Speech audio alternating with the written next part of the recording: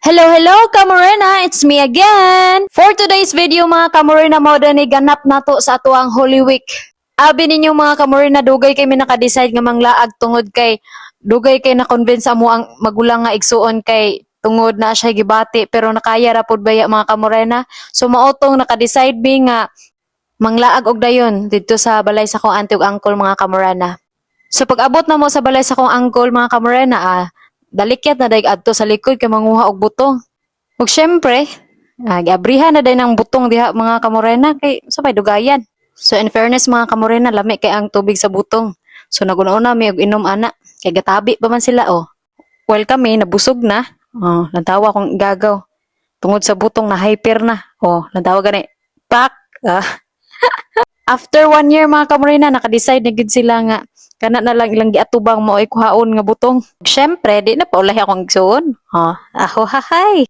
Pag human og kuhag butong mga Kamorena, largo na pud mi adto na pud mi bungtod kay manguha na pud mi mangga. Kay nangala mo siguro na ako maigsuon. Bitaw mga Kamorena pastang inita. Oh, pandong-pandong pud mura pug puti. Oh, nanami diri sa bungtod mga Kamorena. So nagpahulay sa day sila kadyot mga Kamorena kay murag gipanghangak man ni sila ay mga kulang maghangin. Mo na oh. Walang tawon yung mangga mga Kamorena. Oh.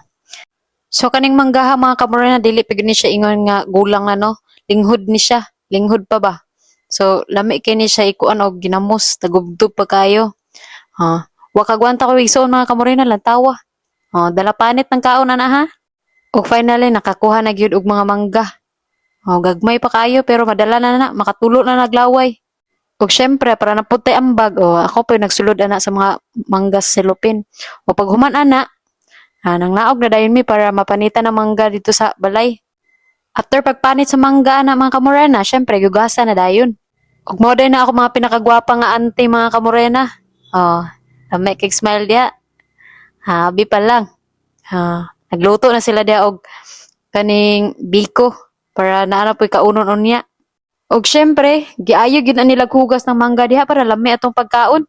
After nila hugas, ay automatic gi gutad-gutad na dayon ng mangga. Ay gutad-gutad gi sana sa tawag na slice ba.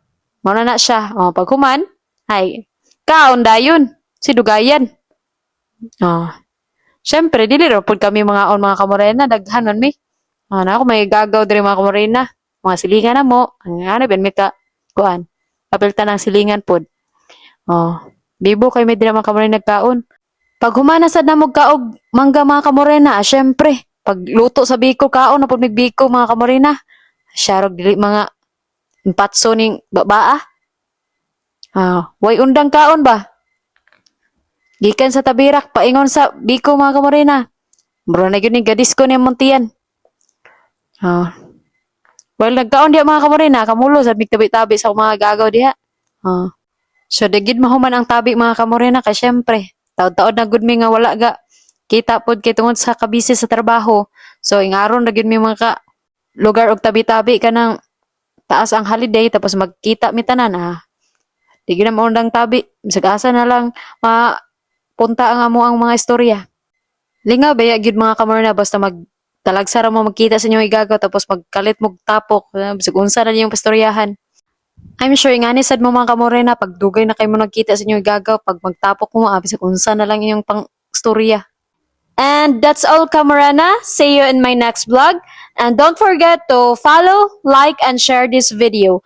Bye-bye.